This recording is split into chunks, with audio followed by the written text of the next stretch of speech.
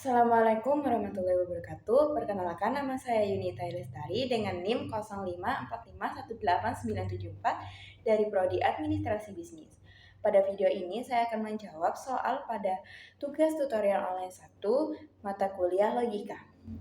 Soal pertama yaitu macam-macam term beserta contohnya. Pertama, term berdasarkan konotasi. Yang dibedakan menjadi dua. Satu, term konkret, yaitu istilah merujuk pada objek yang dapat dirasakan oleh panca indera secara fisik.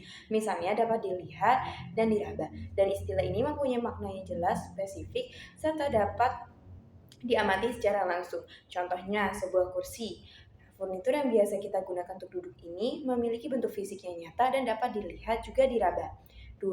Term abstrak, yaitu istilah yang merujuk pada konsep, ide, atau perasaan yang tidak dapat dirasakan oleh panca indera secara fisik.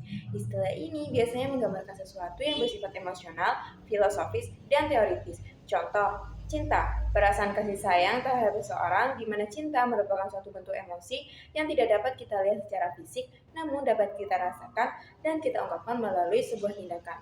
Kedua, term berdasarkan denotasi yang dibedakan menjadi dua. Satu, term umum, yaitu istilah yang mempunyai makna luas dan dapat digunakan dalam berbagai konteks.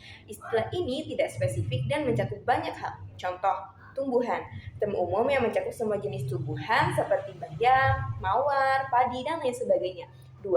Term khusus, yaitu istilah yang mempunyai makna spesifik dalam bidang tertentu, misalnya dalam bidang ilmu pengetahuan, teknologi, dan profesi.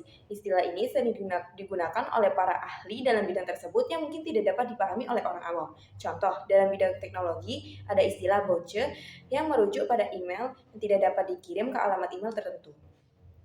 Ketiga, term berdasarkan paradigma, yaitu term ada atau term yang ada, yang artinya term transendental yang terdasar dan paling luas himpunannya. Term ada ini dibedakan menjadi dua, yaitu satu, ada yang tidak terbatas, yang mewujudkan sebuah term dan merujuk pada realita yang khas, contohnya Tuhan.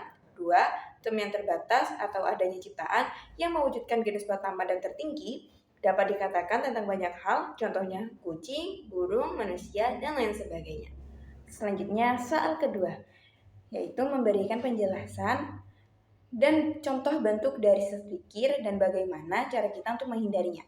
Sesat pikir merupakan kekeliruan dalam penalaran berupa pembuatan kesimpulan dengan langkah-langkah yang tidak sah karena melanggar kaidah-kaidah logika maupun berupa perbincangan yang bercorak menyesatkan karena sengaja atau tidak sengaja memasukkan hal-hal yang membuat kesimpulannya tidak sah. Salah satu contoh dari bentuk sesat pikir yaitu ad hominem yang menyerang karakter atau sifat pribadi lawan bicara daripada menyerang argumen yang diajukan. Contohnya, saya tidak percaya pendapat dia tentang stop bullying karena dia adalah seorang yang kasar. Lalu, cara menghindari sesat pikir yaitu dengan memahami argumen dengan baik, kritis terhadap argumen yang kita buat, menggunakan bukti yang kuat untuk mendukung argumen, serta melatih kemampuan berpikir kritis kita dengan banyak membaca, berdiskusi, menganalisis argumen dari berbagai perspektif. Itu dia jawaban saya pada tugas 1 tutorial online mata kuliah logika. Terima kasih.